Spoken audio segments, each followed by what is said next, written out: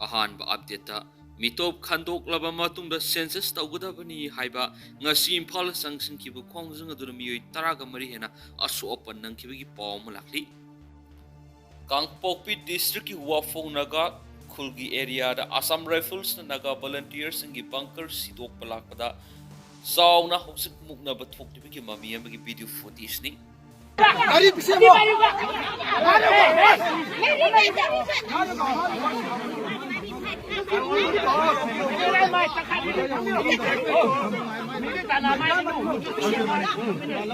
Bang dapat tolong dan. I would like to talk.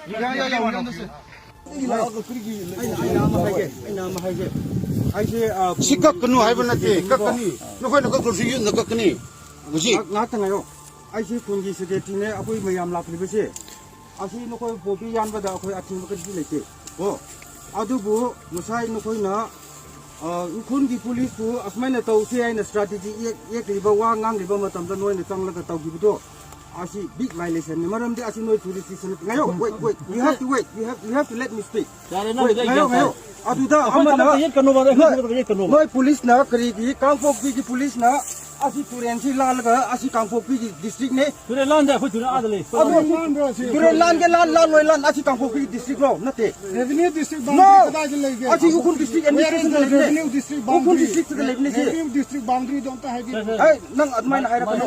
Boundary don't have it. ado magistrate pro ne magistrate ki lari pro ne asi degi boundary tawra tingbi pungi tawar baba chi sana ka Boundary ki to kana sanaro. Khoi yam me. nate noi kali ki claim taw na ju kang popi ki ne na Suno ra suno ko.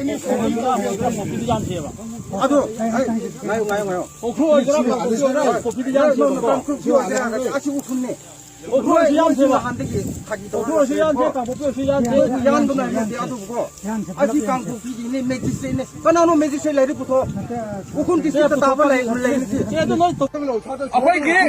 sana kai thil sut mayam lai akhoi na police na popi discussion se tor ga da akhoi na discuss to bi kanu hai na khoi na promoting to wi khoi na support to ding da conspiracy tor ga popi plantation se khoi na ka pa yadre aduna leiriba lengang na akhoi police na popi discussion to ba se khoi na support to ri ra akhoi na to ri ra si se ta mun nei concern authority na support to sana kai thil da leiba jun mayam sina la ga khoi chi da popi discussion tauringai se moi na smile apan na pi se akhoi na phare moi ke no gi popi discussion da jaw doira akhoi government school ke yaw doira apa ma hai biro discussion to go no hai na government hai ri to roi ge moi gi khun gi mi chang ga to biro Sila suai je. Sila fak sila suai. Apa wa hai tu kai ki lo je tre oh fak ka do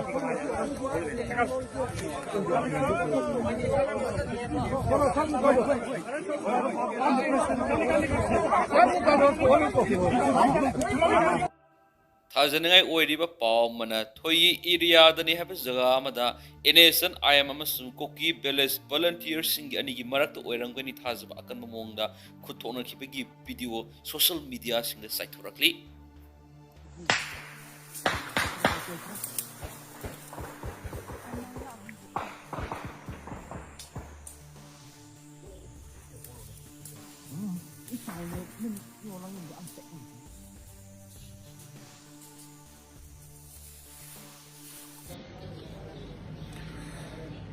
Khurumjari sinau ma'am ye alaman mai bel sanjing lebak se lei punama rambaya madi ai Korounganba kuman nam yang from the khurumjari ngasi si aina si video ma namjari second takinate hojik si ma kai thel li rang ma thoi Irang si hoi irang leitaba am santi leba mai se miam puno pame aduga leiba film sida mai ben jinna hai se husi census to bi si lep census ki sangjal leiba thabak si lepu haibani masi yamna maru oiba ko roiba issue ni census se masi sukan khanadre khoi gi lari la su haiba Wazazing, the Kangai Mam say, the politicians, Mangare, core issues, not Helesapa, Land Manus Mangare, Land Manu, Iran Kalimatam, the core issues. Ako'y na thengari ba maru oiba issue je kaino kai je adom da ako'y na adom da haiba ga che politics busalakpi political lomde da busalakpi core issue je kaino wai maru oiba thabak se karino haiba se koi thado ka dore ako'y di wangang su talle matam da lan manu da wangang mu je ada ngang re da ma je aduni ada ni de politics ki aduni na ni ra tawba core issue je pan ma sunga ya gidre lan manu da kaino da ngasai gi matam nu lan manu sida khoi gi popularity ta laga adegi ngak magi keno political gi keno ma semau na ba adegi magi mathang magi power pai hau na ba magi kai gum ma kana hau na ba khan ma mi sing yam mani na ne kodi lamdam si de kodi khongban ko po he politics pusal nei do lami ko la sa wo politics pusal na ba lamdam ni na matam nu khoi na lan manu daga haibusi kashu mayam si kya interest leite hoji ti mek senga iti sum liye lega mai bu phine ku pa be haibu gumna hojiti tawriba lamdam si da thoi bi rang si karino thoi ba maram si na kaino kai ju si tam tam su tholei se ngaki khojeng da ata chhongning ni na pa ngang bu dan taw si aseng aseng ma tholei se hoji mai ben mayam no si census taw ba ya roi hoji lady fm ji census taw ba ya roi ko loi kai na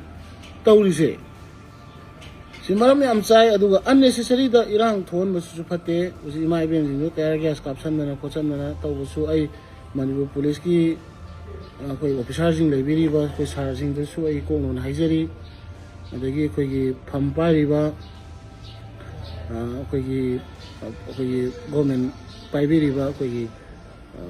koi MLA minister jing koi si minister jing chief minister da su ai ko non haijari unnecessary di rang thon gumsi aina haijaning madi masi ima event jing law boi muta isagi tawon thopane haidi state amada laiba matamda state adugi hongai ba demographic changes mayam se isana yengjan thom thoyeba asi akoi miyam ni rang hoi mathok ta de si masana khanggadoni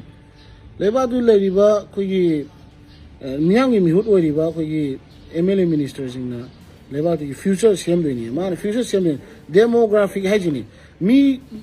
mi kaya samai da mi kaya lady lamdam sida mi kaya sigi kaya kadawni chakkat any development ni khangde adagi thabak thorom khodi makta puna makse demographic hai demography dagi loina holakadoine mi masing de holakadoine anang ngasi yengbiyo singi district singa example nagagi area yengo nagagi kasu hengkate akoi Meetei gi area yengo Meetei kasu hengate pangan gi yengo kasu amna oide ko kadai reno angang amana matay mana mana sahi mana angang kun mari kun mga popo ratio da ni lay disi singi men wena khoi kano na ta ba mafam jing kuki area ta ba sing yem bio si data ne ba khoi pa ha ya pote ba data da lay ri ne ba nagagi MLA sinau indigenous people ori ba nagagi MLA se tra mari le rame ba nagagi MLA sit masing tra mari le rame ba ngasi tara da ngai gre kamaino no mari kai sakhe mari kamai mangri no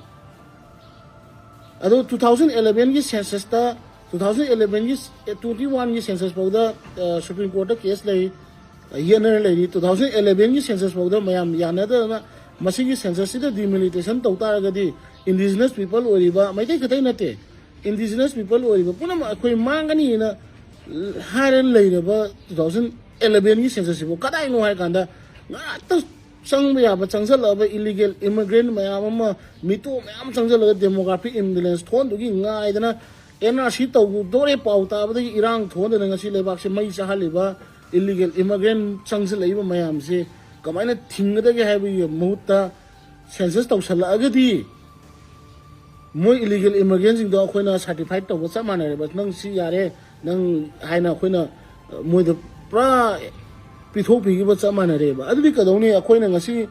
future gi damta akoina ngasi sai su gi damta akoi hawrak ka ba na jing damta akoina lawri ba akoina ILP gi ho da shi gi ba mi taw gi ba mayam shok gi mayam akoi kari kana duri gi akoi ST tanare Meetei ne ST tanare hairo demography imbalance thoka ne ST ne ka duri gi sugum mayam ma lei yu mayam je kanna bi da bang ne ba akoi ngasi miyang mi hut ne lei bi ba ji assembly ju phami मदद पुथोपियो खनबियो नैनबियो कमाई तौदना थिंगदगे कमाई तौगदगे नैनबियोबा जिक लाइब census से तौसंग्रन खलो मसेद illegal immigrant मैम द लोइना सर्टिफाई तौथोगन लोइना लीगल लोथोग्रनी मतमदुदा डेमोग्राफिक इम्बैलेंस थोला काना मदुना डिमिलिटेशन तौरकु मतमदा नागागी सिक्या मांगनी मनि तंपागी सिक्या मांगनी सिट मांगी बदुना तंपागी सिट मांग नागागी सिनाउसिन चटखिबोइदि फै ngarang na bamari sang koi illegal immigrant ma'am दो हाइजन कांदा लेबाक से करी ओइदुरी गेबा सी मुन खना बिबा सी ऑफिसर ने ना आई क्याम कुइन हिंबे आनी आई मंत्री ने ना आई क्याम कुइन हिंबे आदुरी के लेबाक से फ्यूचर में चाय कांदा रंगा की सनगुमजी होय मपालम दिल्ली दा बेंगलोर कईदा लम लेरगा होंगी बई वखन खलम मसु याय अदुबु खनबियो नंगी नसाना नाव लेरिबा लायर म पुनमक अना हुजुक से अखोय अमत ओइना अखोय मिन्नाय दे होरगा मपु बव अखोय मानर काना लेबाक से कनबा मथौ तारिएबा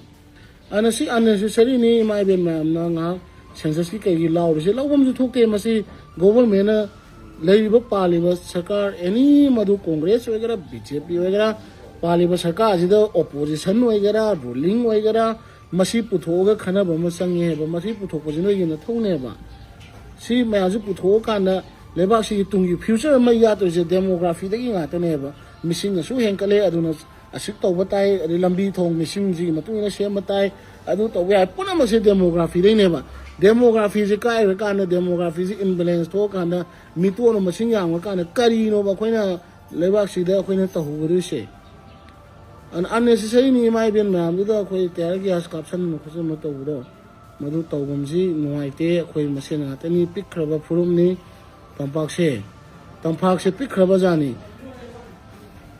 चावर मणिपुर 92% सिंगनी तंपाक 8% नि तंपाक की 8% जिदा वेटलैंडिंग पेडीफिल्डिंग अदगी लम वेटलैंडिंग पेडीफिल्डिंग अदगी लंबी तुरेन पुनम खाइदोर काना खोइ मैतेना तारि से 3% नि 3% जिदा 100 ता 3% तारि मैते जे 3% जिदा अमुकसु मैते खतना ते तारि पुनम ताइ अदुबोदा खोइ मैते ने ngasi बोदा कनामदा कंप्लेन तौदे अखोइ चिंग दा तागे हाइदे अखोइ चिंगी लमुनगी हाइदे अमा तौगे हाइदे अखोइना ओनली पामी से लमदम सिदा लैरिबा मयाम से कोइना कट ऑफ ngसाई 1961 बेसर नमा आईएलपी की थमदो अदु एगरा 51 ओइगरा 51 नबुदी हेना पामनै मयामना अदु इतागा सु होय फरे नै डॉक्यूमेंट अमा वाले हाइगरा 61 जे ओइगरा मजेदा फजना एनआरसी नि खंगे मदुगा चम मानबा मोंग अमा मेकानिजम अमा सेमा कांदा इलीगल इमिग्रेंट नि तक थोखर कांदा मदन लेहौरिबा 1961 नि ममांगदा लाखपसिंदो अखोइ लमदम जिगी पीपल ऑफ मणिपुर हाइदना मणिपुर की मियाम हाइरगा अखोइ रिकॉग्नाइज तरो अखोइ हिंगमिनबदुने अखोइना पामिसि नुसी चानना मदु आइदन नागा ओबे कुकी ओबे आइ अदै मतम ममांगदा लेरंबा जिंदो अखोइ लोइनम पीपल ऑफ मणिपुर हाइना अखोइ एक्सेप्ट तोमिनर काना लेमिनसे हाइबनेबा नत्र ngarang bamari sang poju natra Bangladesh sang poju dum pusal people of Manipur ne hai dekho kamai to dori adu dekho ILP sana be kai mathok tari ana wakhan mun khanji ko imai ben jing da sol la kari kanani imai ben jing noina sol la ka doni ade koi police department le bisina jing so order ne na tawri ni order piri ba koi mathak ta leiri ba koi legislator jing MLA Singh फजना वखन खनबियो असि इरांग हवै मथौ तादे सि duty नि लेबाक से कन्नब लेबाक से mute um ओइबनिना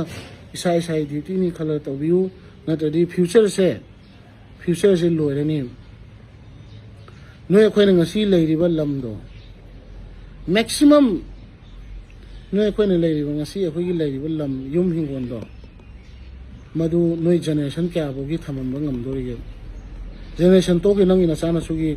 damakta ne nang na lam mama toilet sana ba lam ma chira mo ba akoi thamama bra madu sarkar government thabuk to bo be ai to do bo be ai lai bo ina khom be yo ina khom di mam le be ai ko adu ba mantri mono gi mam lam le be ai koi di laite maji future ji khal ga koi thabuk to biu hai bani da aduna core issue se lan manung su mangai re core issue se loi thadat ba no thadal irang je phairing politics ki oiba adugi party dina chommi aduna lalin adum chatpa adu madu opposition oigara leader oigara opposition oigara